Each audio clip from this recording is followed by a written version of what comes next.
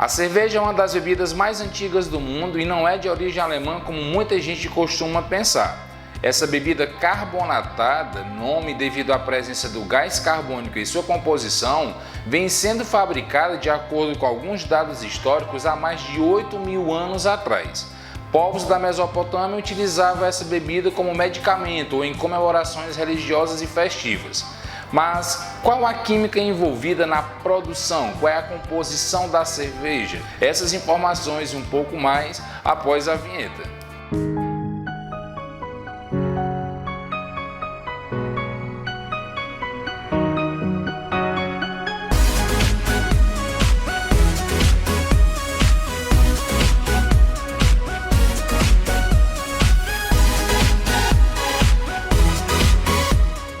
E aí, tudo bem? Seja bem-vindo aqui a mais um vídeo no canal Ao Encontro da Química. E o vídeo de hoje trazendo aqui a química da cerveja, um assunto que eu tinha bastante interesse em estar trazendo para você. Mas antes da gente começar, eu pergunto, já é inscrito aqui no canal? Se não for, se inscreve aí e ajuda o canal a passar conteúdos como esse para você. Então, antes da gente passar para a química envolvida na produção da cerveja e nos componentes presentes nessa bebida, é interessante que a gente conheça, mesmo que de forma resumida, um pouco da história dessa bebida. O homem já dominava desde a mais remota antiguidade essa arte de produção de bebida fermentada a partir de grãos de cevada. Fala-se até que pode ter surgido de forma acidental, quando deixaram molhar os grãos de cevadas quando estavam ali estocados. Mas assim, independente de ter sido acidente ou não, foram os sumérios e os assírios que desenvolveram a arte de fabricar cerveja. Tempos mais tarde, a bebida chega no Egito e lá aparecem alguns tipos de cerveja. Foram os egípcios mesmos que divulgaram essa bebida em todo o Oriente, chegando aí na bacia mediterrânea, e pouco tempo depois a Europa já estava conhecendo o sabor dessa bebida. No Brasil mesmo, essa bebida ela foi produzida pela primeira vez em 1853 pela Boêmia, isso em Petrópolis, no Rio de Janeiro. Conhecemos um pouco do histórico dessa bebida, agora a gente pode partir para a composição dela. Mas vale destacar que quando se fala em cerveja, são mais de 150 estilos que existem. Não vou aqui falar em todos os ingredientes utilizados, mas de forma geral, quais são os mais comuns presentes nessa bebida.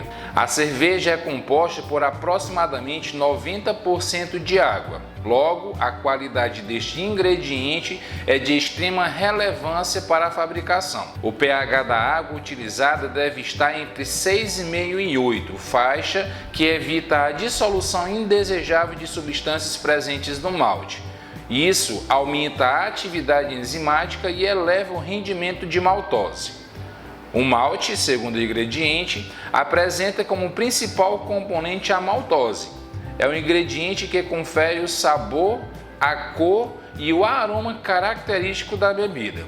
O lúpulo, que apresenta em sua composição o alfa-ácido, é o tempero da cerveja. De acordo com os mestres cervejeiros, é o que diferencia cada cerveja. Ele é o responsável pelo sabor amargo e evita o espumamento durante a fervura. O etanol, que apresenta essa fórmula estrutural, deve estar presente aí nessa bebida com um percentual de álcool variando entre 2% e 6%. Além desses ingredientes, alguns sais minerais são encontrados na água que a gente utiliza para a produção dessa bebida, dentre eles o cálcio, que ajuda a obter uma cerveja estável e de bom paladar. O magnésio, que é essencial ao funcionamento de certas enzimas da levedura, o zinco, que ativa a síntese de proteínas e a fermentação, e os cloretos, tanto de cálcio e magnésio, que confere a ela um paladar encorpado e redondo.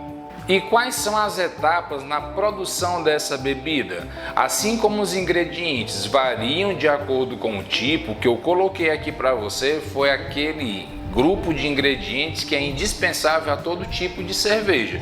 Mas existe aí, quando se fala em cerveja artesanal, tem os mais variados ingredientes. Então a técnica de produção também varia.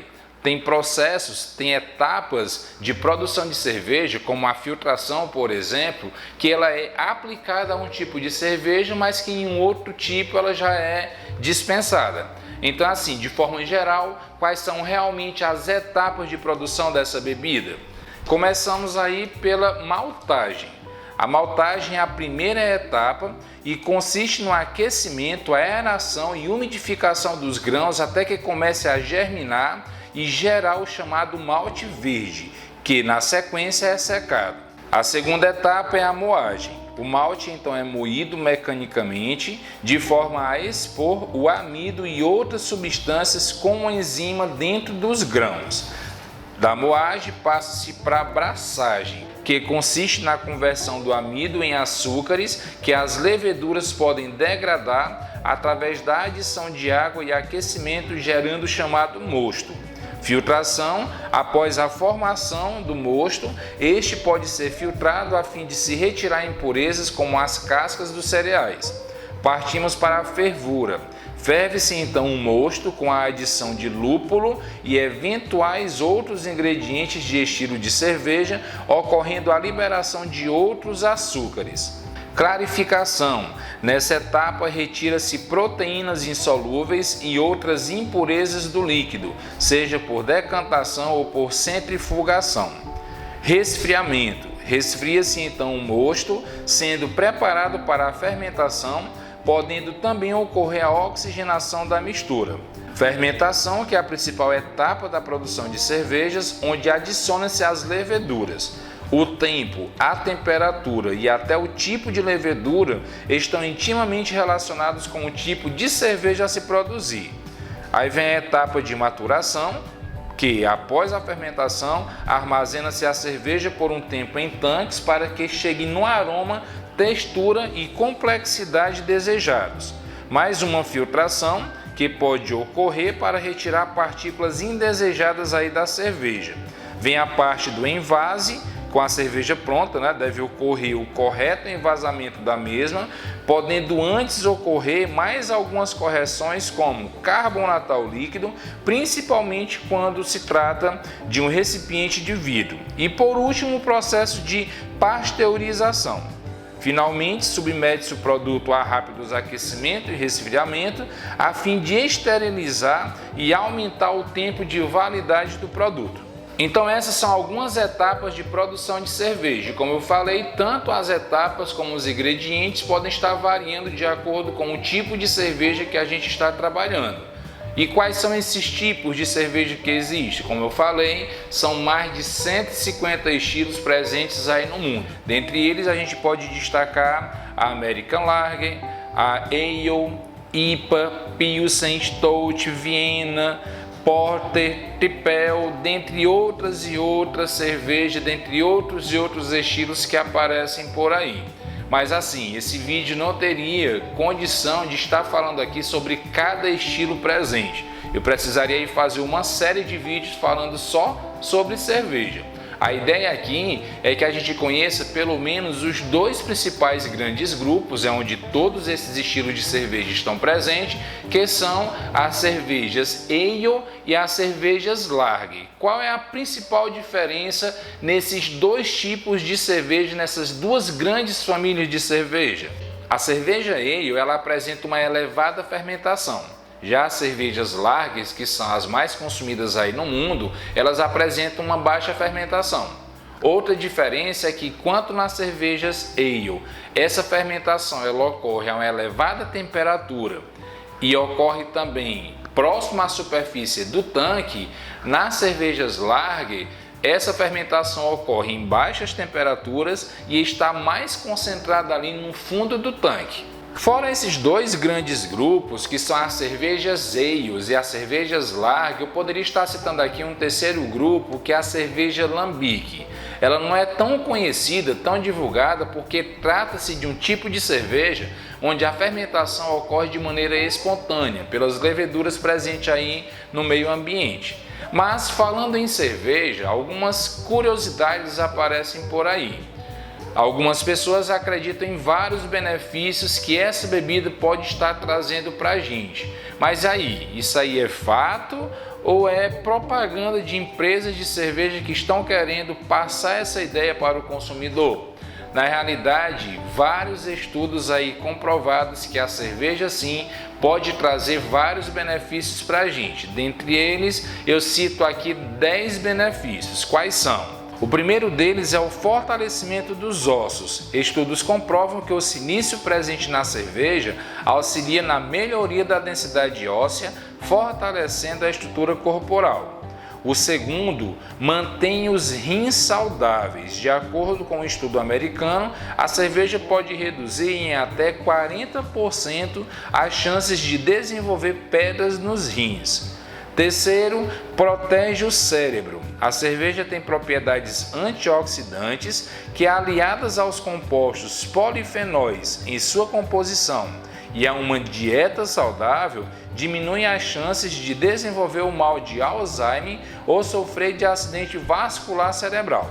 Outro benefício é a redução dos riscos de desenvolvimento de câncer. O consumo moderado de cerveja tem se mostrado um aliado na prevenção de alguns tipos de câncer, devido a esse composto químico presente no lúpulo. Outro benefício é a redução de chances de ter diabetes. Um estudo espanhol realizado na Universidade de Barcelona, em parceria com o Hospital Clínico de Barcelona e o Instituto Carlos III de Madrid, concluiu que o consumo moderado de cerveja, uma caneca por dia, pode auxiliar na diminuição de níveis glicêmicos e aumentar a sensibilidade à insulina. Outro benefício é o combate ao estresse. Um estudo chileno, divulgado pelo portal G1, comprovou que a cerveja especial consumida com moderação ajuda na redução do estresse oxidativo devido ao seu potencial antioxidante. Sétimo benefício, combate a resfriado. Um estudo realizado no Japão comprovou que a cerveja pode ajudar a combater gripes e resfriados, e isso graças a um componente do lúpulo chamado humulone, que age contra o vírus sincicial respiratório, VSR, um dos principais causadores de infecções respiratórias. O oitavo benefício aumenta a imunidade. O levedo presente na cerveja após o processo de fermentação da bebida é capaz de ativar um grupo de células de defesa do organismo, que são os macrófagos. E isso segundo um estudo publicado na revista científica Anais de Nutrição e Metabolismo. O nono benefício ajuda a combater a insônia. Estudo realizado na Universidade de Extremadura, na Espanha, revelou que o lúpulo, um dos principais ingredientes da cerveja, colabora para a ação de um neurotransmissor que promove efeito sedativo e diminui a atividade do sistema nervoso. E por último, aumenta a fertilidade dos homens. Uma pesquisa divulgada pelo portal Daily Mail verificou que o consumo moderado de cerveja pode elevar a fertilidade masculina. A explicação mais aceita para esse fato é a redução do estresse entre os pesquisados ao incluir o consumo da bebida na rotina. Fato é que os participantes da pesquisa que consumiram cerveja elevaram em aproximadamente 50% o seu potencial de fertilidade. São tantos benefícios que eu tenho certeza que eu vou sair mostrando esse vídeo aqui para alguns familiares meus e amigos. Mas vale destacar o seguinte: todos os benefícios aqui apontados, eles estão ligados a um consumo moderado de cerveja. O que é que seria esse consumo moderado? No caso das mulheres, 1 copo de cerveja por dia. No caso dos homens, 2 copos de cerveja por dia. Como não falaram o tamanho do copo, eu já escolhi o meu, ok? Eu posso estar tomando então 2 copos de cerveja por dia, 14 durante a semana, ok. Mas assim, né? Brincadeiras à parte, não tem como tomar um copo desse? Ou tem? Não sei, mas vamos lá. Mas deixando aí a brincadeira de lado, todos esses benefícios estão associados ao consumo moderado. Do contrário, se tiver realmente um alto consumo dessa bebida, o que é que pode estar acontecendo? No lugar desses benefícios, pode estar trazendo alguns malefícios para a tua vida. Dentre eles, cirrose, hepatite alcoólica e pode estar até desenvolvendo problemas cardiovasculares. Encerrando aqui esse vídeo Química da Cerveja, mais uma informação. Há um tempo atrás eu recebi em uma rede social uma mensagem apontando algumas marcas como sendo cerveja e outras como não sendo cerveja. Na realidade, todas as marcas que estavam sendo ali apontadas na mensagem tratavam-se sim de cerveja. O que diferencia uma marca A de uma marca B é a presença de ingredientes adjuntos, como é o caso dos cereais não malteados, o arroz e o milho. Tem bebidas que levam realmente o arroz ou o milho em sua composição, tem outras que não, ok? E por que utiliza esses cereais não malteados, no caso o arroz e o milho? Devido ao baixo custo que eles apresentam e por tornar a cerveja um pouco mais clara. Eu particularmente gosto de cerveja e procuro nos rótulos se ela realmente apresenta como ingrediente água, malte e lúpulo. Mas isso aí é uma questão de paladar, é uma questão que varia de pessoa para pessoa. Então agora sim, encerro aqui mais um vídeo no canal, trazendo assuntos que vão ao encontro da química. Tchau, tchau e até o próximo vídeo.